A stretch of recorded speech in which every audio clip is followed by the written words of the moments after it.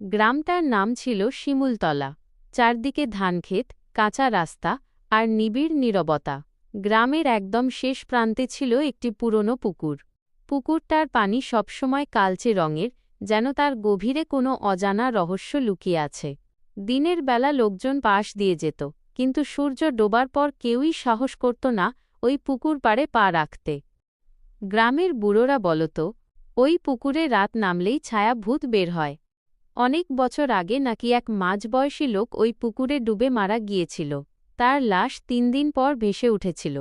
তারপর থেকেই রাতের বেলা পুকুর পাড়ে অদ্ভুত ঘটনা ঘটতে শুরু করে। রাশেদ নামের এক যুবক সেদিন পাশের গ্রাম থেকে ফিরতে দেরি করে ফেলেছিল। আকাশে অর্ধেক চাঁদ, চারপাশ নিস্তব্ধ। কেবল ঝিঝি পোকার শব্দ আর দূরের কুকুরের ডাক শোনা যাচ্ছিল।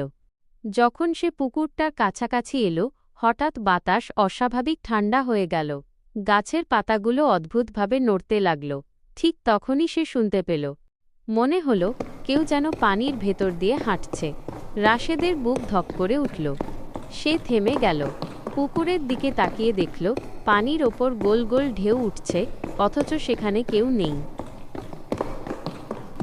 হঠাৎ পুকুর পাড়ের কদম গাছটার নিচে সে দেখতে পেল একটা লম্বা কালো ছায়া। ছায়াটার শরীর ধোঁয়ার মতো, পা মাটিতে ছোঁয় না। লম্বা চুল মুখ ঢেকে রেখেছে, হাত দুটো অস্বাভাবিক লম্বা। ছায়াটা ধীরে ধীরে রাশেদের দিকে এগিয়ে আসছিল।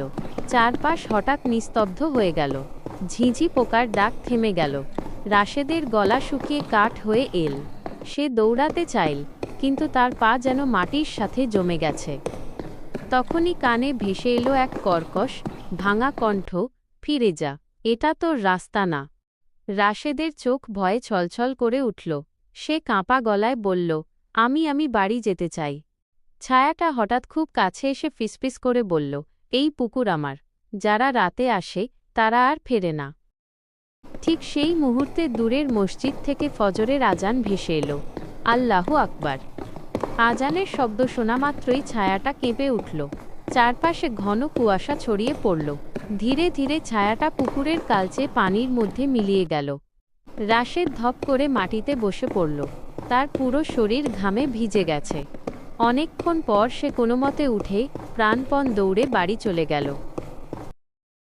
পরদিন গ্রামের বুড়োরা সব শুনে দীর্ঘশ্বাস ফেলে বলল, তুই বেঁচে গেছিস, ভাগ্য ভালো। ছায়া ভূত এখনও ওই পুকুর পাহারা দেয়। আজও সূর্য ডোবার পর শিমুলতলার মানুষ সেই পুকুরের ধারে যাওয়ার সাহস পায় না। কারণ এলাকাবাসী বিশ্বাস করে ছায়া ভূত এখনও সেখানে কারো জন্য অপেক্ষা করে।